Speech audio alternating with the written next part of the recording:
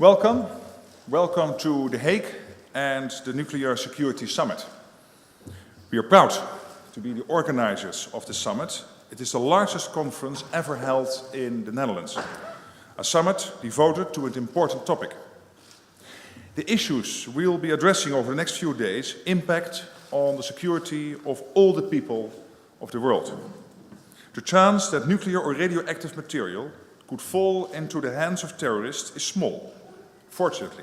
But if it were to happen, the consequences could be enormous. We need to do everything we can to prevent nuclear terrorism. And we have gathered here with that clear aim. Nuclear material has many good uses.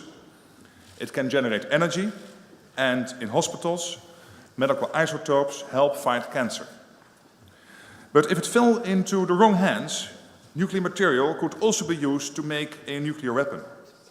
And malicious people could use radioactive material to make a dirty bomb, causing massive social disruption. President Obama put this issue on the global agenda in 2009. I endorse his view that nuclear terrorism is one of the greatest threats to international security.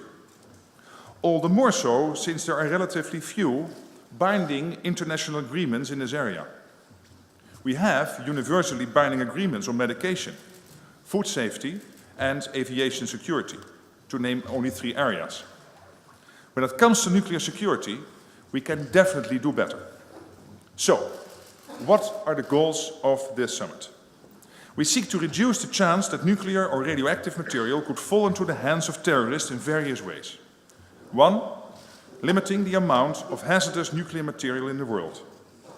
2nd, better securing the material that already exists. And thirdly, stepping up international cooperation in this area. A great deal has already happened, thanks to the previous summits in Washington and Seoul. But we have to be honest, it's not nearly enough. In 2013, 146 incidents involving nuclear and radioactive material were reported to the IAEA. Most of these related to material that had temporarily gone missing. But the possibility of a serious incident continues to hang over us.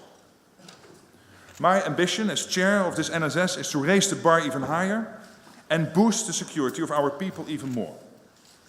The groundwork for this has already been laid by negotiating teams of the participating countries. To use a football metaphor, the ball is already on the penalty spot. But now it's up to the leaders to kick it into the goal. And that's what we are here to do over the next few days. We have worked hard to put together an innovative program for this summit. Countries will still issue national statements, but a number of them will present their standpoints in the form of video statements. There will also be an informal session for the heads of delegation only, where we will talk about the future of the NSS process. We will also have an interactive policy discussion about the national and international response to an incident involving nuclear terrorism. And finally, on Tuesday, you will read the final communique of this paperless summit with the help of the NSS app on your tablet or smartphone. Big international conferences like the NSS are often a good opportunity to discuss current affairs in the margins. Ukraine is one of these current issues right now, and several leaders will take advantage of their presence here to talk about pressing issues outside the direct scope of the NSS. I conclude. Enhancing nuclear security is a complicated process, but kilo by kilo we are reducing the amount of nuclear material, and step by step we are improving security measures. Here, against the fitting backdrop of The Hague, the city of peace and justice, we will move forward, making the world a bit safer. Thank you very much. I just want to join Prime Minister Rutte in welcoming all of you to the Netherlands and to The Hague. I think we're looking forward to a number of very exciting days in this international conference that is meant to create more security for all our citizens worldwide. And I do believe that important steps will be set here that will make it possible in 2016 to also have a successful follow-up of the summit and in Washington, D.C. The Prime Minister already mentioned the fact that obviously nuclear security is not going to be the only subject on the agenda for many of the participants in the summit in the next couple of days. And as hosts, our aim is to ensure that all the participants have the possibility to discuss whatever they like with whomever they like here in The Hague, and we will make that possible to the full extent of our capabilities. I also want to say that I highly appreciate the efforts made by the press, both the Dutch press and the international press, in explaining what is essentially a very complicated issue to the public. Because a process like this can only be successful if it is supported by a public opinion, if it is supported by people who understand what the essence is of what we're trying to do.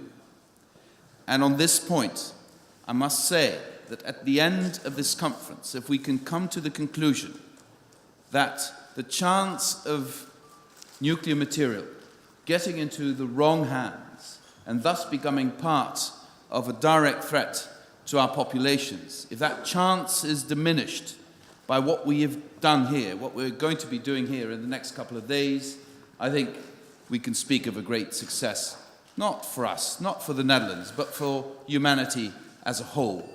And I wish that we can, both of us, we on the side of the policymakers and the politicians, you on the side of the public and journalism, we can contribute to a better understanding of what the international community is doing here to ensure more security and to ensure that nuclear material, which is essential to our energy supplies, to our healthcare, to our industries, to our scientific research, is only used for peaceful means, for means necessary to create more prosperity, to create more advancement of humanity as a whole, and will not be used in the hands of those who are willing to kill and maim and create havoc around the world. Once again, thank you very much for attending, and I want to stress, if there's anything we can do from our side to make your stay here more comfortable, to make your stay here professionally more interesting, let us know, and we'll do our best to ensure that you are fully served. Thank you. I'll echo the Prime Minister and the Minister of Foreign Affairs in welcoming you to The Hague and welcoming you to this beautiful museum. In my view, one of the most beautiful museums in the world, the Gemeentemuseum, the Municipal Museum here in the city of The Hague. A museum which, in my view, airs the liberalism in the philosophical sense of the world, the sense of community and tolerance in line with the thinking of the architect of this museum, the famous Dutch architect Berlage. The museum is a phenomenal collection, including the largest Mondrian collection in the world. Mondrian, the famous Dutch painter.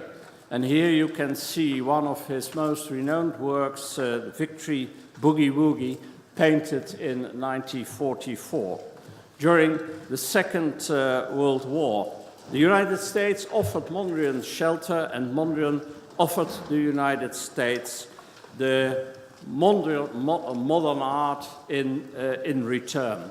The people of The Hague, the inhabitants of The Hague, are looking forward to welcoming the world leaders, the delegates of the NSS, and of course you, the journalists, reporting about the NSS and hopefully a tiny bit about the city of The Hague.